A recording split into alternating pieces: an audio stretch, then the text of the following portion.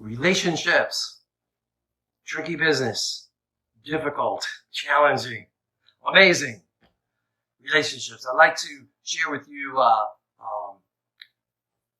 events from my life that have taught me a lot about relationships and how they work and how to make them work better. This is my father's hat. My father wore this hat like every day. And as a kid, I can remember maybe being, I wouldn't say ashamed, but maybe being embarrassed to be around him. He was the only father that wore a hat. And it wasn't just because he's the only one with a hat, it's because it's the darn ugliest hat that God ever made. Well, after my father passed, we were going through his stuff, and my mother told me, like, oh, he wanted you to have the hat. And I'm like, really? It's what he wanted to give me. Okay? It's what he wanted me to have. My father was a factory worker. He worked hard for his family. That was his way of showing us that he loved us. And he never complained. But he also never said that he wished he didn't have to work so much. That he wished he could be around more and be closer to us and whatever. And he just didn't have the time, and we kind of understood it. It's not like he's going out drinking or going to, games or anything. He was working. And after, he retired, when he retired, he still didn't have time. He still was, he'd enjoy you if you came by for a visit, but he wasn't, breaking his back to make time. After he passed, we found his watch. He wanted me to have his watch. I would rather have had the time. Instead, he wanted me to have the timepiece. It's what he wanted to give me. I have a foundation called Hope for the Children. All the money that I raise for things goes to help the poor around the world, and my father never gave me 5 cents. After he retired, that man had some money, and I always felt like, wow, he is so cheap. What's with that? After he passed, I went through his things, and I found a letter to my father from the richest man in the world, Bill Gates. It's on Microsoft letterhead.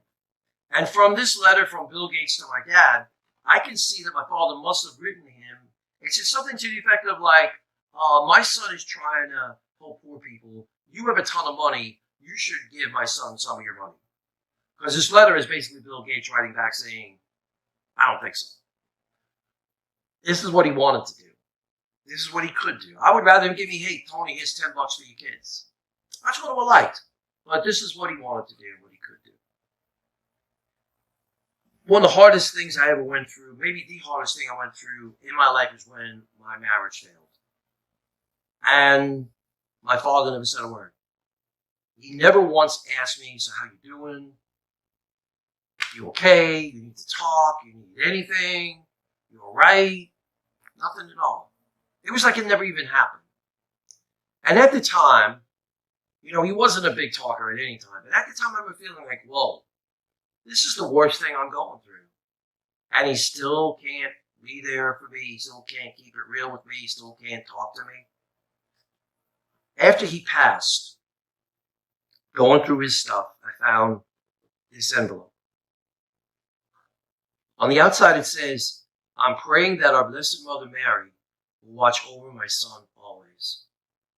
And inside this envelope is a little homemade calendar that he made, marking off each day how he had prayed a rosary for my healing. This is what he wanted to do. This is what he could do. And in relationships, in life, if we can let the people in our lives love us the best they can, the way that they can, and then whatever we may not get from them, if we can let God love us with that love that might be missing, we'll be fine. But if we don't have God, then we're always walking around feeling a little empty. And the bottom line is that nobody can love you perfectly. And until you get that, relationships are always going to be poisoned. Because if a person doesn't have God in them, then they're going to be looking for you to be God for them. And if you don't have God, then you're going to be looking for other people to fill up that emptiness, that little hole, or maybe big hole that's inside. So that's my little tip on relationships, and I hope it helps you a little bit. And just appreciate the people you have and the way that they can love you.